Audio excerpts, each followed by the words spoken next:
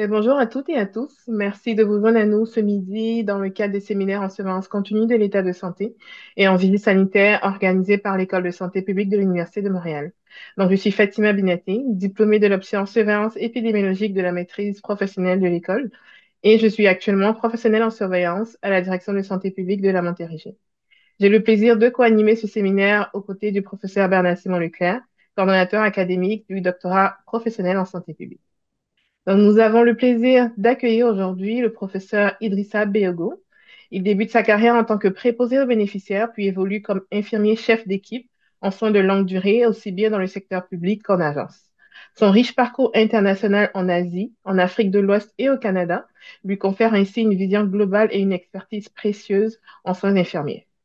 Ces différentes expériences ont nourri son intérêt pour la recherche sur le vieillissement en contexte de minorités linguistiques et culturelles, notamment auprès des populations anglophones du Québec, des populations francophones dans le Canada anglophone, ainsi qu'auprès de communautés noires, arabes, asiatiques et latinos. Chercheur affilié à l'Institut du savoir Montfort et à l'Institut LIFE, il occupe également le poste de directeur par intérim au Centre interdisciplinaire pour la santé des personnes noires à l'Université d'Ottawa. Alors, qui peut-on considérer comme noir au Québec et au Canada? Ce séminaire abordera les enjeux liés à la terminologie couramment utilisée dans la recherche en santé pour définir les personnes noires au Canada. Donc, avant de céder la parole au professeur Biego, simplement vous informer que ce séminaire est enregistré. Alors, les personnes qui ne souhaitent pas apparaître dans l'enregistrement peuvent garder leur caméra fermée. Merci.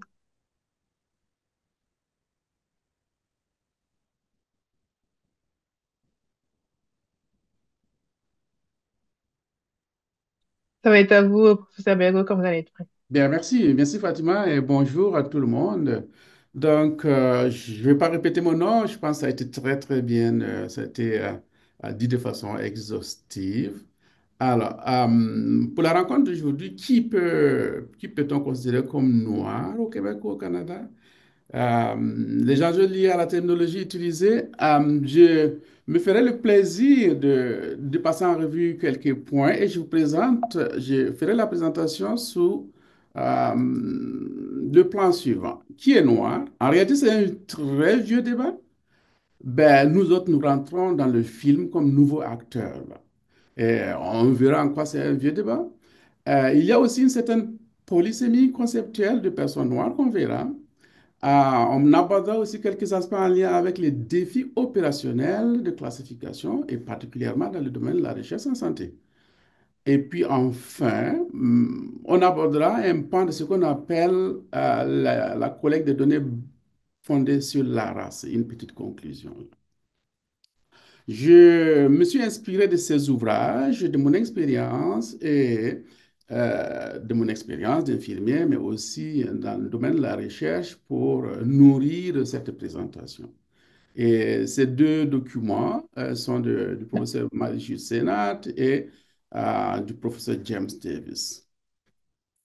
Alors, qui est noir? Ça reflète un peu l'ascendance lorsqu'on parle de personnes noires. Aux États-Unis, ce qu'il faut savoir, c'est que c'est sûr qu'il y a eu beaucoup de débats par rapport à la personne noire ou à la catégorisation des noirs, etc., etc. Dans ce pays-là, il n'est pas nécessaire d'avoir son père seulement ou sa mère seulement ou un des ancêtres qui soit noir d'Afrique. Deux concepts, noir et Afrique. Mais plutôt avoir une ascendance qui est d'origine africaine connue. Et c'est très important parce que ça nous réfère un peu à la perspective esclavagiste, colonialiste et bien plus tard néocolonialiste.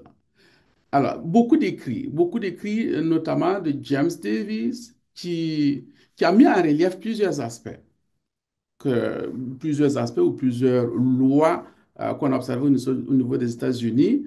C'est notamment le concept de goutte, de la loi de la goutte. Autrement dit, lorsque vous avez une seule goutte de sang dans votre ascendance, vous êtes considéré comme noir. Il y a aussi ce qu'on appelle un ancêtre, la loi d'un ancêtre noir, ou bien d'autres conceptualisations. Donc, il y a énormément de conceptualisations pour dire que le terme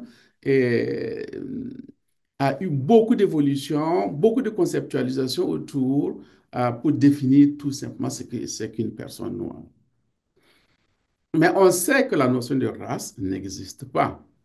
Et beaucoup d'études, euh,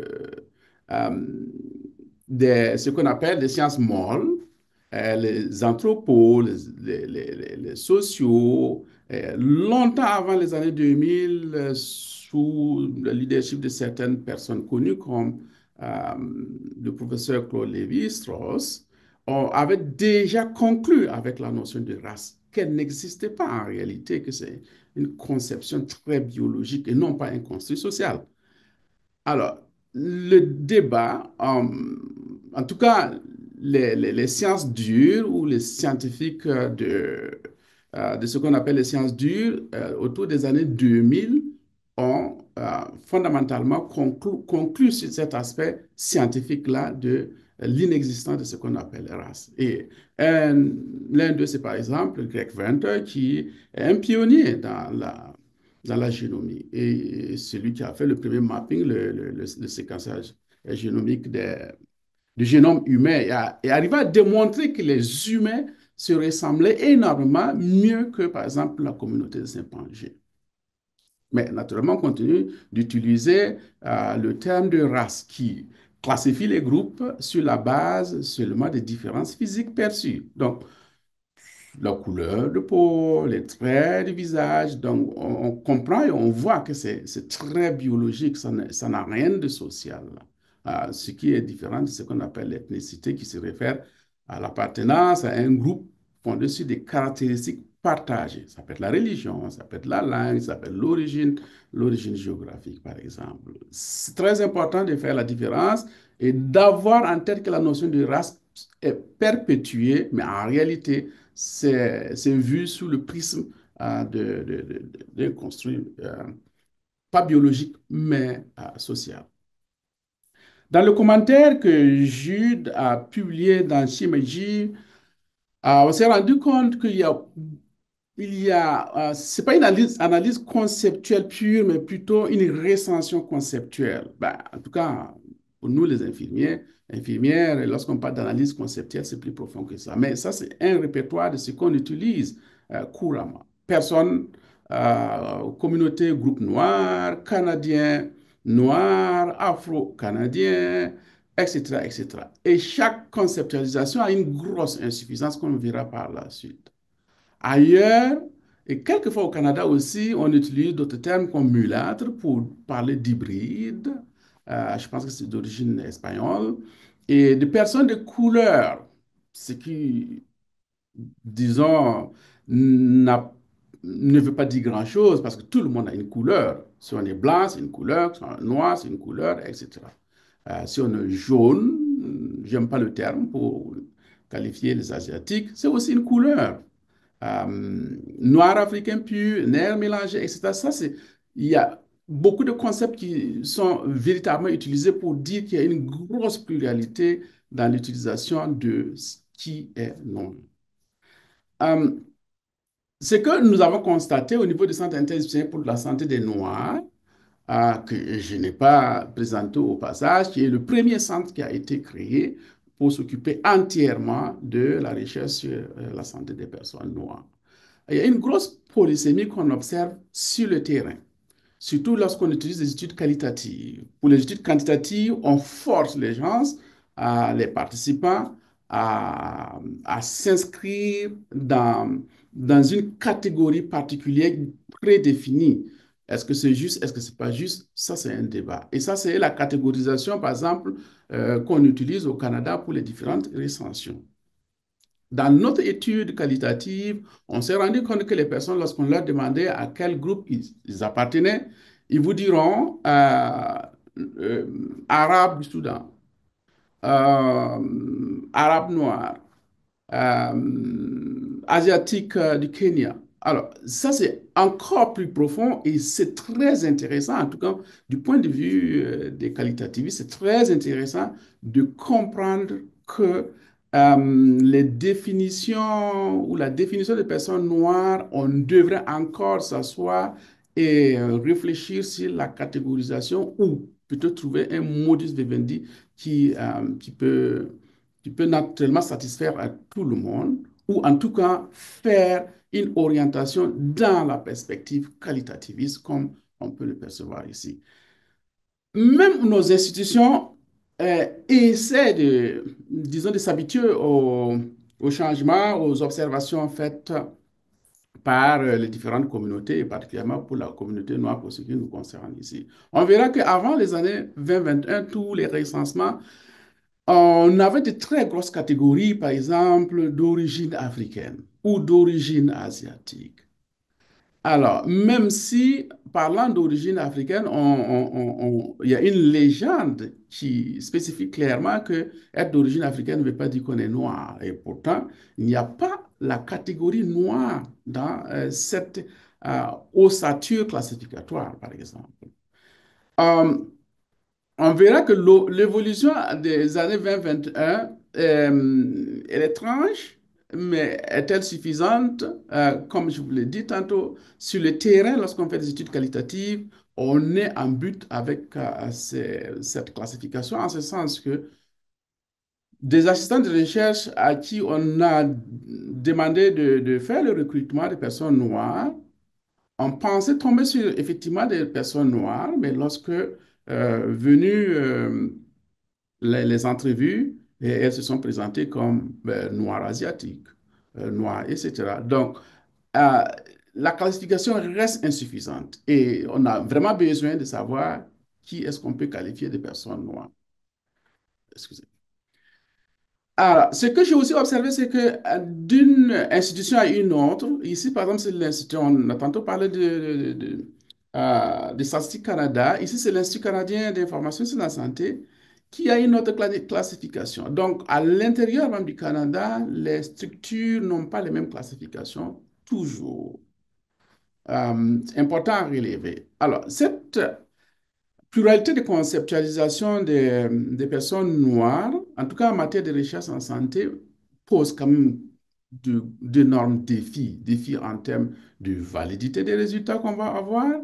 Et comme nous sommes dans une école de santé publique, c'est sûr qu'on insiste beaucoup sur ce qu'on appelle la validité interne des résultats. Alors, avec une telle panoplie de classification ou des participants qui ne sont pas sûrs de se mettre dans une catégorie particulière lorsqu'on on leur demande de cocher, par exemple, une catégorie, on se demande les résultats, ça va être quoi leur utilité? Parce qu'il faut comprendre que pour ce qui est de la communauté noire, à ce que je cherche, en tant que directeur par intérim du Centre international pour la santé des Noirs, nos décideurs ont besoin de données probantes. Le problème, c'est que lorsque ces données probantes ne sont pas très valides, il est difficile pour les décideurs de faire une allocation ou une allocation budgétaire ou de demander de développer une intervention particulière, etc. Et c'est pourquoi euh, je pense, on continue à avoir la persistance de ce qu'on appelle le one size fits all. Donc, un programme pour tout le monde, en sachant qu'il y a quand même des différences culturelles, etc., etc. Il y a aussi la notion de la comparabilité des résultats qu'il faut mettre en exergue. Alors, je vous montrais tantôt l'utilisation, disons, l'ossature classificatoire des groupes ethniques, des groupes raciaux. Et lorsqu'on veut comparer, par exemple, les résultats de 2023 à avant 2021, on peut être amené à avoir des difficultés, en tout cas du point de vue temporel, parce qu'on a changé quand même la classification. Mais c'est la même chose pour, par exemple, la comparabilité géographique. S'il est vrai que, bon, on peut parler à l'échelle du Canada, mais lorsqu'on se réfère, par exemple, aux pays de l'OCDE ou même en Amérique du Nord, nous n'avons pas la même classification, par exemple, de personnes noires qu'au niveau des États-Unis. Donc, du coup, c'est difficile de faire une comparaison, pardon, géographique. Et la finalité, comme je l'ai tantôt dit, c'est pour éclairer la formulation des politiques, des interventions, mettre en place des interventions, des programmes. Si on n'a pas de résultats valides, ça va être très compliqué. Ou en tout cas, on n'aurait pas le outcome escompté. Alors, dans ces qualifications, certaines incluent des communautés qui ne sont pas noires ou excluent des communautés qui sont noires. Je prends juste par le cas des Afro-Canadiens. Lorsque, par exemple, vous êtes amené à cocher plusieurs cases et vous ne voyez qu'Afro-Canadien, et si vous êtes d'origine caribéenne, il y a problème parce que vous êtes exclu. C'est la même chose pour les autres qui ne sont pas originaires d'Afrique. Et Dieu sait combien de Noirs existent en Asie, en Europe, etc., etc. Alors, cette classification d'Afro-Canadiens est aussi problématique parce que ça inclut les Maghrébins. Et les Maghrébins, c'est soit des Arabes, soit des Berbères, etc. Donc, ça ne fit pas tout le monde. Et la notion de, par exemple, de Canadiens noirs ou de Canadiennes noires peut aussi exclure ceux et celles qui n'ont pas la citoyenneté canadienne. Donc, on devrait faire attention donc à- à la classification qu'on propose lorsque nous sommes dans le domaine de la recherche. Ça, c'est un peu l'origine géographique des Noirs. C'est vrai, s'il est vrai que l'Afrique est certainement le point de départ des Noirs. Euh, il apparaît très clairement que en Asie du Sud-Ouest, en Inde, on a des Noirs. En Amérique latine, on a des Noirs en Colombie, par exemple. Et on a des Noirs en Irak, en Turquie, en Iran, etc., etc., etc. Alors, quelquefois, on fait référence au nom, parce que vous savez que la loi canadienne ne permet pas de récolter, en tout cas dans le domaine de la santé, de récolter des données fondées sur la race. Donc, on utilise quelquefois des proxys. Si anciennement, ou même si on continue à le faire, on utilise le proxy, on peut se trouver dans une situation où nos données ne sont pas valides. C'est vrai que, par exemple, Monica Cooper a tendance à ne pas être noire. On verra par la suite qu'il y a ce qu'on appelle le lissage temporel, où de plus en plus, tout est homogène. Ça, c'est un exemple d'un extrait d'une entrevue que nous avons réalisée, je ne me rappelle plus, je pense que c'était à Toronto ou à Ottawa, où une personne noire portant un nom asiatique, Wong, devait passer, entre guillemets, euh, sur la table du chirurgien. Et lorsque on a appelé son nom, Wong, ben, l'infirmier est passé devant elle, bien qu'elle ait levé la main, mais elle avait un visage, elle est noire, et avec un nom asiatique. Donc, elle n'a pas été reconnue. On a supposé que Wong était asiatique. Ça, c'est très important, mais c'est une illustration de l'utilisation du nom peut être problématique. Quoique, il y a beaucoup de scientifiques qui persistent, qui continuent à penser que ça peut être une avenue quand même. Donc, les patients, pour parler des patients dans le domaine de la santé, se retrouvent piégés par leur nom. Mais alors, on observe pourtant que, et ça, ça a été observé dans plusieurs régions du monde, sur plusieurs continents, que lorsque les gens immigrent, ils ont tendance à adopter les noms locaux pour plusieurs raisons. Pour plusieurs raisons.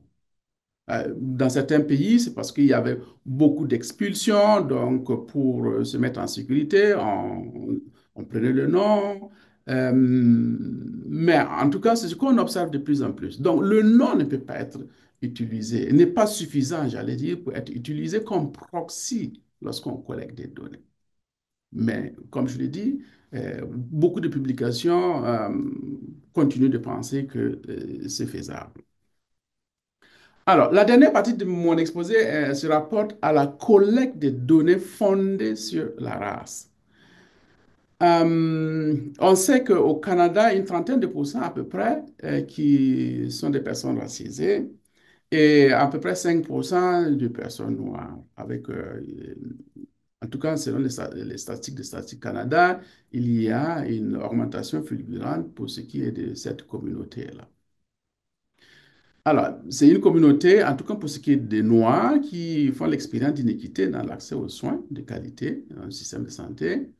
Et pour soutenir naturellement les changements institutionnels, on aurait bien aimé, en tout cas, une catégorie de scientifiques aurait bien aimé qu'on collecte des données fondées sur la race qui permet assez facilement de faire une comparaison. Ça, c'est par exemple un exemple.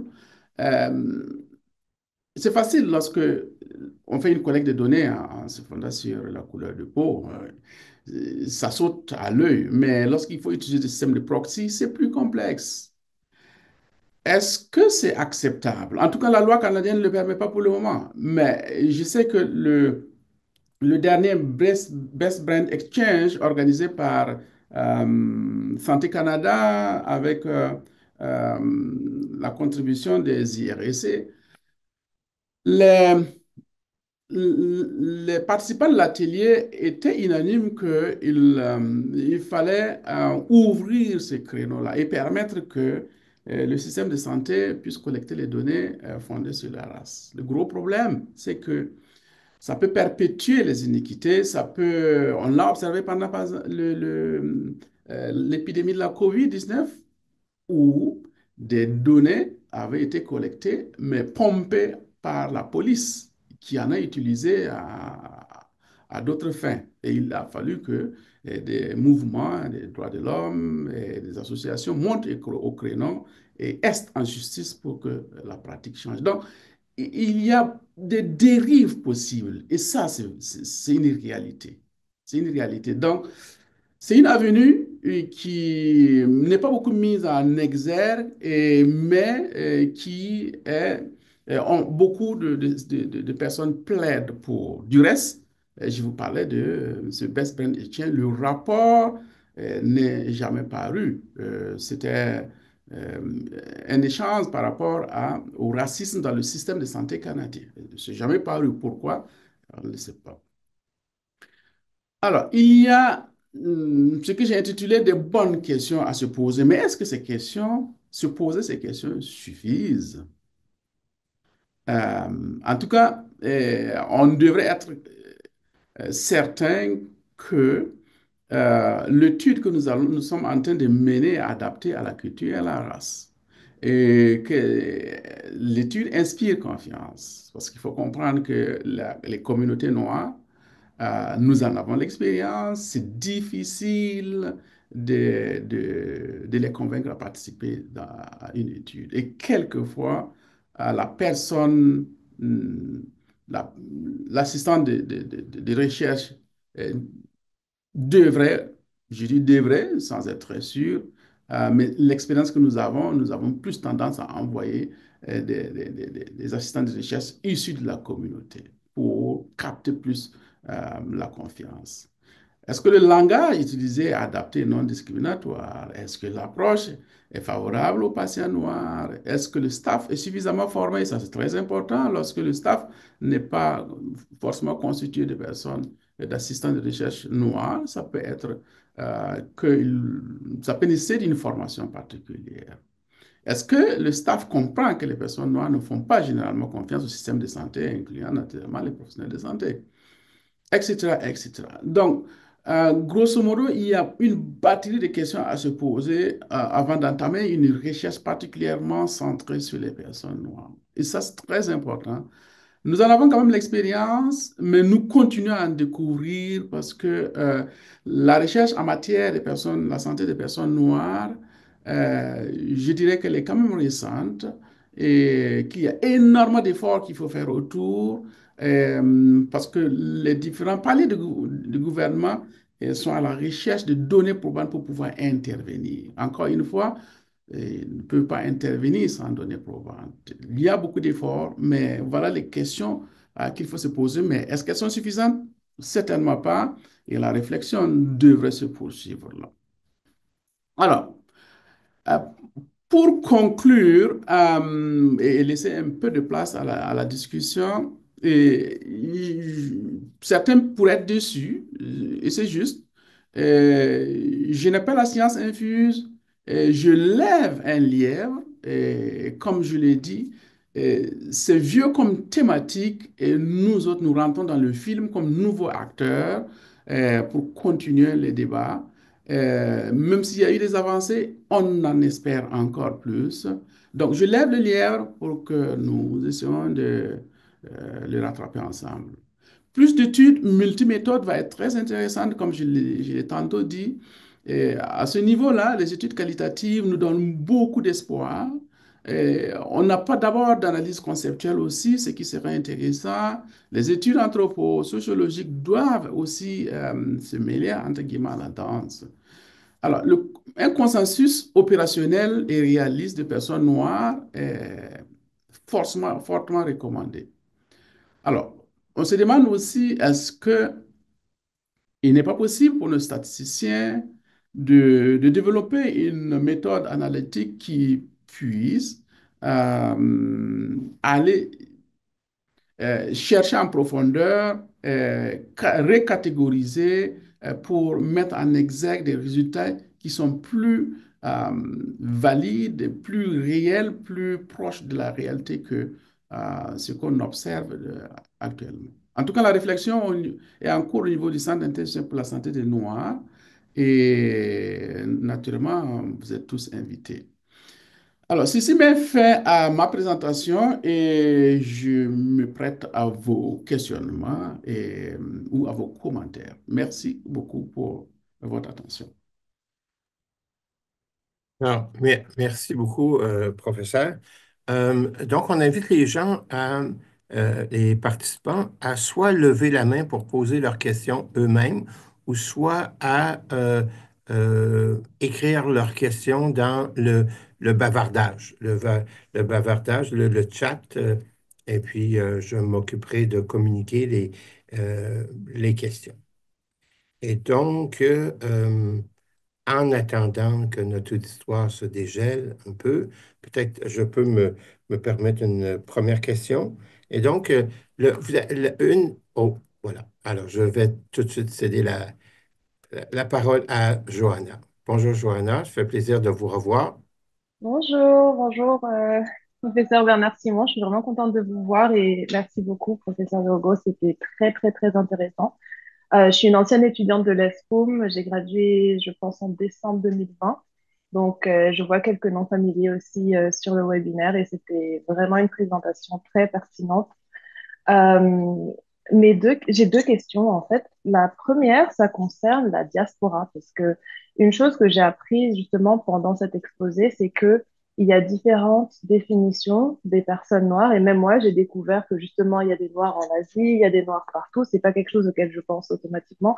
Moi, je suis camerounaise, j'ai grandi en Afrique, je suis au Canada depuis 10 ans et donc c'est ici en fait que j'ai entre guillemets découvert que j'étais noire et comprendre toutes les complexités du terme.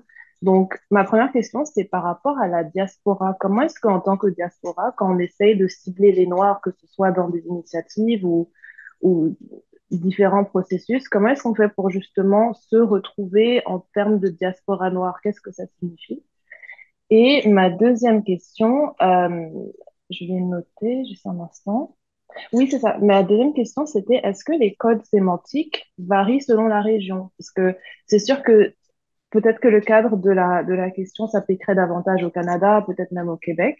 Mais est-ce que le mot noir ou la définition, euh, la façon de définir, ça serait différent en Afrique, par exemple? Quand on parle de noir en Afrique, on se dit tout le monde est noir. Donc, comment est-ce qu'on fait pour cadrer ça?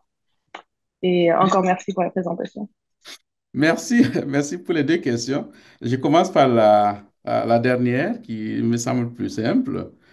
Est-ce qu'en Afrique, comment les gens se définiraient? Moi, je suis originaire de l'Afrique, et je ne sais pas exactement d'où, là, parce que je dirais que je suis ivoirien, burkinabé, nigérien. Donc, la classification en général, du point de vue social, euh, moi, quand je retourne en Afrique, on dit que je suis blanc. Alors, Mais c'est social, là. Du point de vue biologique, vous verrez qu'on dira noir, clair et métis. Alors, j'ai l'impression qu'en Afrique, ce n'est pas une préoccupation. Alors, c'est ici que disons la démarche, je ne dirais pas le combat, mais la démarche, c'est de mettre encore une fois à la disposition de nos décideurs publics des données suffisamment crédibles pour leur permettre de, de développer des interventions qui ne soient pas ce qu'on appelle le one size fits all. Vous verrez toutes ben, pas toutes, mais beaucoup d'interventions. euh, Tout le monde est mis dans le même panier. Il y a une grosse différence. Nous sommes en train, par exemple, de développer une étude, ce n'est pas de la pub, mais en tout cas, une étude sur, par exemple, le diabète type 2 dans la communauté noire. Vous verrez qu'il y a pratiquement un blanc pour 2,1 noirs qui vit avec le diabète. Plusieurs déterminants. Le stress, le fait qu'ils mangent le processed food, ils ne font pas de sport, etc., d'exercice physique. Donc, on a besoin de données suffisamment crédibles pour faire des interventions. Tant qu'il n'y en a pas, c'est sûr que les différents paliers du gouvernement ne peuvent pas faire grand-chose. Alors, parlant de la diaspora noire, euh, je ne saurais quoi dire. La diaspora noire, celui qui pense être noir s'inscrit dans la diaspora noire. La grosse problématique, c'est quoi? Quand on prend par exemple le Kenya, la région de Mombasa, il y a une forte communauté indienne. Est-ce qu'ils se retrouvent ici d'un pays noir, donc de l'Afrique? Est-ce que ils s'inscrivent dans la diaspora noire? Je ne sais pas. Moi, personnellement, je pense qu'on devrait laisser la liberté à tout le monde de dire, moi, j'appartiens à la communauté peut-être asiatique, même si je viens de Mombasa, du Kenya. Ou que je suis de la Colombie, par exemple, si je suis noir, je peux me définir comme Colombien noir. Et puis, mais je ne suis pas de la diaspora noire, mais la diaspora colombienne. C'est très sensible, c'est très complexe. Et moi, je n'ai pas, malheureusement, une réponse finie, comme disent les philosophes, là. Ça, c'est ce que je pourrais dire. Merci beaucoup. Merci. Bernard Simon, Oui, permettez-moi d'intervenir. toujours un classique. Donc, une question dans le bavardage. Garbis demande, selon votre expertise, votre expérience, quelle serait votre suggestion, conseil pour mieux définir la personne noire en santé publique? Oh, grande Alors, question. oui, c'est une très grande question. Moi, mon conseil, c'est que, il faudrait qu'on s'asseye pour le voir ensemble. Il ne faut pas développer une classification dans le bureau. Il faudra que ces personnes, ces communautés-là soient là à la table pour cette classification. Alors, en tout cas, dans le domaine de la santé publique, c'est clair. Moi, j'enseigne le leadership en santé et j'ai toujours dit aux infirmières, faites la politique pour vous asseoir devant la table, à la table de décision. Donc, on devrait être capable d'avoir des représentants des communautés noires lorsque justement on développe ce type de classification. Mais encore une fois, il y a beaucoup de choses à faire, comme je l'ai dit, beaucoup de travail à faire du point de vue dans le domaine qualitatif, dans le domaine de l'analyse conceptuelle, mais aussi impliquer fortement la communauté. Elle ne doit pas être considérée comme une source de données, mais des participants actifs qui sont là de A à Z. Et ça inclut également la définition de ces classifications. Autrement dit, je suis quantitativiste, mais à ce niveau-là, et je pense que les qualitativistes ont une grosse avance sur nous, là. Je n'ai pas forcément répondu à 100% à la question, mais encore une fois, je pense qu'on ne devrait pas forcer les gens à cocher dans des cages exhaustives, c'est-à-dire des cages déjà précitées, là, où on dit décochez si vous êtes noir, si vous êtes ceci. Moi, je peux me considérer comme noir arabe. Et ça, c'est c'est ce que je pense représente. Donc, il y a du travail à faire et je pense que ça mérite qu'on s'asseye encore pour une classification. Ça n'a jamais été élevé comme problématique, mais de plus en plus, c'est très urgent. Et du reste, le titre du commentaire dit que c'est très urgent de s'y prendre. Mais c'est un vieux thème, mais qui est encore d'actualité, là. Merci beaucoup. Laurie Martin, si vous voulez poser votre question.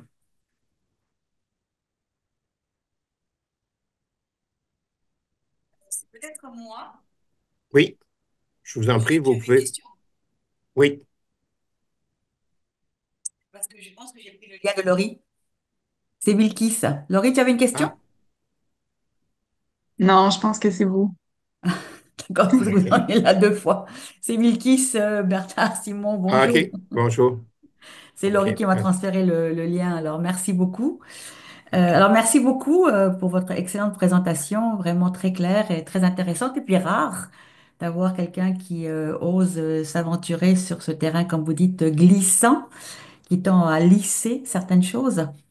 Je voulais savoir, vous aviez une de vos diapos qui parlait de la notion de race, qui donc dans les propos philosophiques à l'époque était clair que c'était pas une notion qui pouvait s'appliquer comme elle l'est en ce moment pour la population humaine. Euh, Moi, je suis aussi en santé publique, en sciences infirmières, et je me préoccupe de l'accessibilité aux services sociaux de santé. Je voudrais avoir votre avis sur toute la question de peut-être l'utilisation parfois erronée de ces qualificatifs race, ethnicité dans ce qui constituerait des situations de vulnérabilité. Vous n'avez pas vraiment fait le parallèle. Donc ma question, elle est, quel est votre avis sur parfois le saut trop rapide qu'on fait sur le fait que parce qu'on est perçu comme étant le mot que je n'utilise jamais, racialisé, parce qu'on est très proche de nos voisins du Sud, nous rend automatiquement de façon homogène, puis vous avez très bien précisé que ce ne sont pas des concepts homogènes. Euh, Comment est-ce qu'on assure qu'on ne tombe, on ne fait pas tomber tout le monde dans cette situation de vulnérabilité parce qu'on est dans la catégorie race ou ethnicité ou noir? Ouais, ça c'est une question complexe, question complexe, et c'est d'autant complexe que le pont est vite fait, et le pont du racisme est vite fait là. Alors, moi, je n'ai pas de complexe à me définir comme noir. Mais naturellement, de la manière dont on me qualifiera pourrait poser problème, là. Je continue à lire et à comprendre que la notion de race va encore rester étiquetée du point de vue social, malheureusement. Et c'est ça qui est problématique. Parce que l'utiliser race comme tout simplement dans son assertion biologique ne pose pas problème. Mais faire le pont ou des virgules et utiliser la race comme dans sa connotation sociale est suffisamment problématique. Moi, je n'ai pas la science infuse, mais ce que je constate tout simplement, c'est que de plus en plus, si les communautés noires posent le débat assez clairement et sont dans des positions de leadership, ce qui avait été de toute façon recommandé, et on l'observe aussi, et même si les concepts pourraient évoluer. Et ça, par exemple, le fait, par exemple, que nos institutions de recensement continuent à utiliser cette camisole de force, j'allais dire, en obligeant les gens à cocher, disons, la perspective quantitativiste a coché, peut-être continuer à perpétuer la problématique. Parce que moi, je peux me définir comme noir arabe et j'en ai le droit. Donc, m'efforcer à cocher noir ou autre pose problème. Et j'ai l'impression que si on continue, on perpétue dans ce sens, toutes nos catégorisations, autres va dominer par rapport aux autres là. Parce que on observe des noirs qui se définissent comme noirs arabes, noirs colombiens, noirs ceci, noirs cela, et ça c'est problématique. Donc du coup, ce que je peux dire, c'est que c'est juste avoir en tête, faire attention de ne pas glisser dans le racisme. Et ça, c'est à ce niveau-là que c'est vraiment problématique, là. C'est ce que je peux dire, là. Ça se côtoie. Et malheureusement, même la présentation d'aujourd'hui, c'est un peu pour lever le lièvre, briser un certain tabou et avancer dans le sens où si on est noir, on est noir. Mais savoir que la manière de les catégoriser peut poser problème. Mais encore une fois, il faut y jeter le pavé dans la mer pour s'en préoccuper. Il faut lever le lièvre pour essayer de le rattraper. Donc, moi, c'est un peu comme ça que j'aborderai votre question. Je vous remercie. Bienvenue. Merci beaucoup. Donc, Jean-Baptiste, votre question? Oui, bonjour. Et d'abord, merci pour cette présentation. Et ma question concerne vraiment un des diapos où le conférencier parlait de hommes ou femmes de couleur. Et je travaille dans le domaine de la santé. J'observe souvent que même les Mm, collègues, au lieu de parler de son collègue noir, où il va mm, souvent dire, ah, c'est un homme ou une femme de couleur. mm. C'est comme si c'est une crainte. Le collègue ne peut pas dire noir qui est devant lui. Il cherche une expression qui n'a pas de sens, couleur. Et d'où vient d'après vous cette façon de ne pas vouloir nommer ce qui est devant nous, noir, d'utiliser cette expression? Est-ce que c'est une crainte? Est-ce que c'est... Comment vous le trouvez? Merci Jean-Baptiste. Moi, je pense que, comme je l'ai dit tantôt, tout le monde a une couleur. C'est pas En les effet. noirs seulement qui sont coloriés. Mais comme vous le dites, je l'ai observé aussi, mais je pense que c'est vraiment la crainte d'être stigmatisé ou la crainte d'être taxé de raciste, là.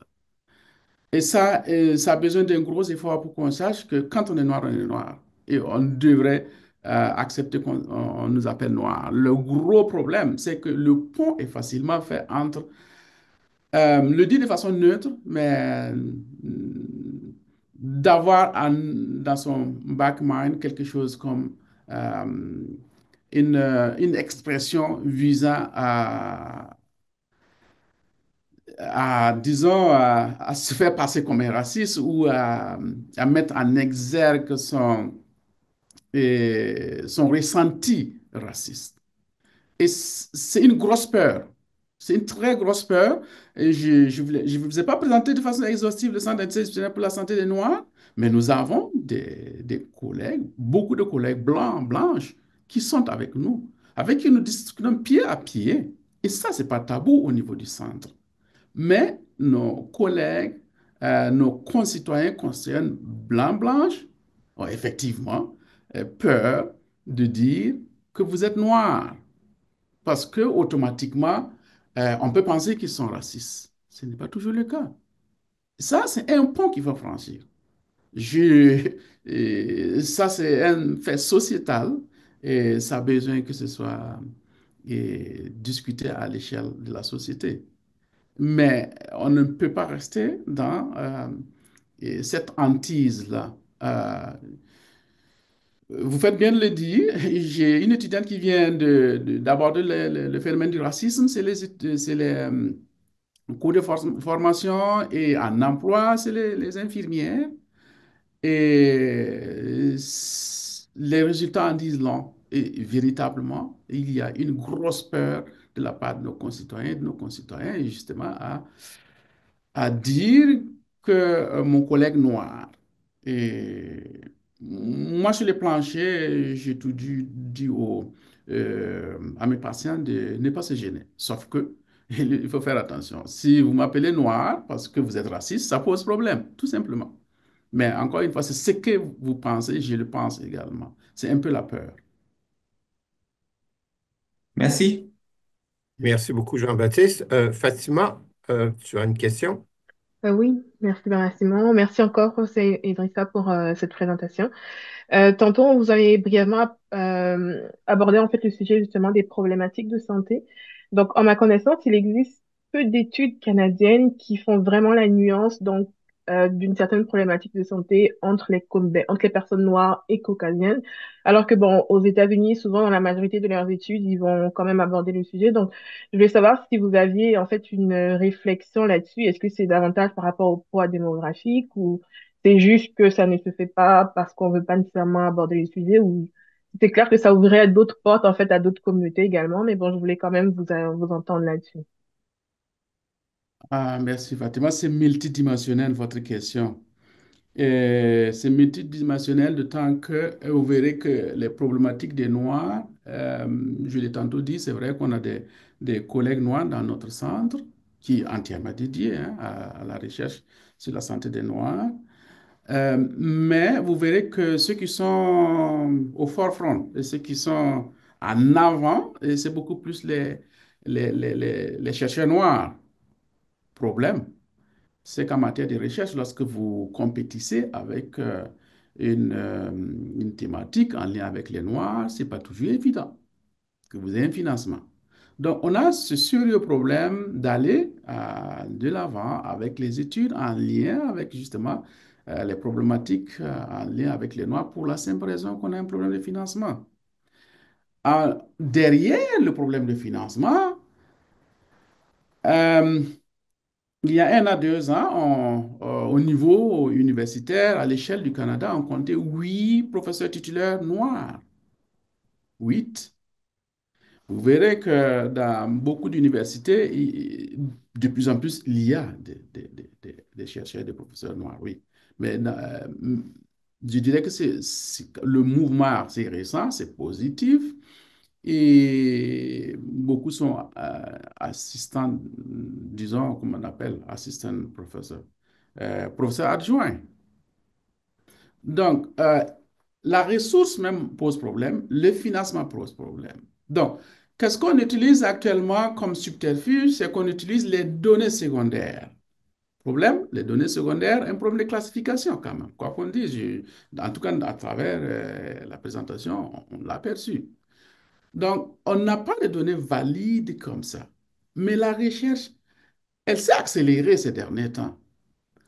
Notre centre a été le premier, mais il y a d'autres centres qui se sont créés, par exemple à Toronto, à Calgary, etc., etc.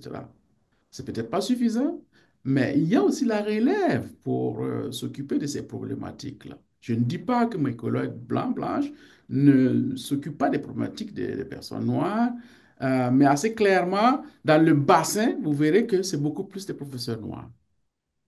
C'est ça. Donc, on utilise des proxys actuellement pour les données que nous avons, mais je pense qu'on peut faire mieux. Les interventions, je vous parlais par exemple de l'intervention de notre projet sur le diabète. Il n'y a pas d'études. Je suis, mon expertise, c'est beaucoup plus dans le vieillissement multiculturel. Il n'y a pas d'études sur les personnes âgées noires. Et j'ai été tellement surpris quand je faisais une étude pilote à Ottawa, à Toronto, de savoir que les personnes âgées et noirs, ben, on a pensé qu'ils étaient noirs, on est allé vers eux, mais ils ne sont pas tous noirs, ils ne sont pas présentés tous comme noirs, mais 3 quarts veulent retourner dans leur pays d'origine. Ça, ce n'est pas des problématiques perçues au niveau de nos gouvernements. Bon, il y a beaucoup de raisons. Nos services de soins de longue durée ne sont pas appropriés, ils sont isolés, etc., etc. Il y a toujours du racisme dans les établissements de soins de longue durée. Mais on n'a pas de données par rapport à tout ça. Donc, il y a véritablement une masse critique de données qu'il faille mettre à la disposition des décideurs publics. Mais il y a de l'espoir, il y a des études qui pointent, etc., etc. Merci beaucoup pour votre réponse. Est-ce qu'il y aurait d'autres participants qui auraient des questions? Alors, peut-être je peux, en attendant, il nous reste encore quelques minutes, je peux me permettre une question. Vers la fin, vous aviez une diapo qui parlait d'un consensus opérationnel et réaliste euh, de personnes noires, donc pour définir une personne noire. J'imagine qu'il y a actuellement des classifications qui sont, bon, vous l'avez mentionné, certaines qui sont plus inclusives et peut-être un peu trop parfois, et certaines qui sont plutôt restrictives. Mais j'imagine que le choix d'une définition, d'une classification dépend beaucoup de, euh, de l'usage, de l'utilité et de l'objectif qui est visé par la collecte de cette information-là. Qui- Certainement. Certainement. Le consensus dont je parle, je le dis comme ça, mais euh, c'est naturellement de voir au niveau de nos institutions des institutions de recensement comment ne pas et mettre les participants dans, comme je l'ai dit, dans une camisole de force. Et parce que au bout, on a des résultats qui ne sont pas représentatifs de l'attente des populations, par exemple. Et alors, la grosse problématique, c'est qu'en la matière, il y a très peu d'études. Et comme je vous l'ai dit, l'avenue qu'on entrevoyait, c'est la collecte des données fondées sur la race. Et la grosse problématique à ce niveau, c'est les dérives potentielles on pourrait observer et qu'on va certainement observer. Encore une fois, il y a eu beaucoup de cas là, beaucoup de cas où lorsque la police a été en contact avec ce type de données, ils l'ont exploité de façon malveillante, par exemple. Et ça a été rapporté. Donc, c'est pas une question qui pourrait se résoudre assez facilement. Beaucoup d'études sont nécessaires pour en arriver à quelque chose d'assez opérationnel, d'assez acceptable par les communautés. Mais assez clairement, certaines conceptualisations sont soit trop inclusives, trop exclusives, et ne reflèteraient pas, in fine, ce que, on espère comme résultat en termes de validité interne, en tout cas. Ben, la comparaison n'est pas forcément faisable avec certains pays ou d'une période à une autre aussi. Donc, ça, c'est un peu la problématique qu'il faut résoudre. Je ne sais pas si je suis passé à côté Non, ou... très bien, oui, je vous remercie beaucoup. je vous en Et prie. alors, si on continue sur cette voie-là un peu, qu'est-ce que vous pensez euh, de l'information qui est collectée actuellement liée au recensement? Je me référerai encore au Best Brand Exchange qui a donné quand même quelques pistes. C'est que l'initiation d'un projet de ce type, la collecte des données, l'analyse des données et l'utilisation de ces données-là pour le développement d'interventions ou de programmes doit forcément inclure les personnes de ces communautés. Parce que s'ils sont exclus, la problématique va demeurer parce qu'on va continuer à collecter. Et mieux ou pire, d'une institution à une autre, on ne collecte pas toujours les informations de la même manière. C'est vrai, vous l'avez tantôt dit aussi, que ben, ça va dépendre des objectifs. Mais si on veut des données sur les personnes noires, que ce soit Statistique Canada, que ce soit une autre institution, on devrait être capable de collecter les mêmes types d'informations, quitte à les désagréger par la suite et en faire ce qu'on veut. Donc, grosso modo, voilà ce que je pouvais dire là, par rapport à cette question ou observation. Alors, merci beaucoup. Je vais céder la parole à Fatima pour le mot de clôture. Merci Bernard Simon. Donc encore une fois, un grand merci au professeur Béogo pour cette présentation qui fut en fait très enrichissante. Merci également à toutes les personnes présentes aujourd'hui, donc que vous soyez professionnels en exercice ou étudiants, de même qu'à nos conseillers en communication de l'école, donc qui nous ont aidés dans l'organisation et la promotion du séminaire. Donc nous vous donnons rendez-vous à notre prochain séminaire qui se tiendra le 20 mars et qui aura pour thème Prix des aliments et consommation alimentaire au Québec, compilation du MAPAC. Donc, c'est ce qui conclut notre présentation d'aujourd'hui. Nous vous souhaitons un très bel après-midi et à bientôt. Merci beaucoup. Merci, Encore une fois, comme je dis, je n'ai fait que lever les lièvres, là. Donc, on va les rattraper ensemble. Au plaisir et merci de m'avoir invité. Merci. Et à la prochaine, là. merci beaucoup. Merci beaucoup pour votre participation. Merci beaucoup pour votre séminaire. C'était très intéressant Mhm. et au plaisir de vous revoir éventuellement. Éventuellement, Merci. effectivement. Au plaisir. Merci beaucoup, Fatima, puis Un plaisir. merci à tout le monde. Bonne fin de journée.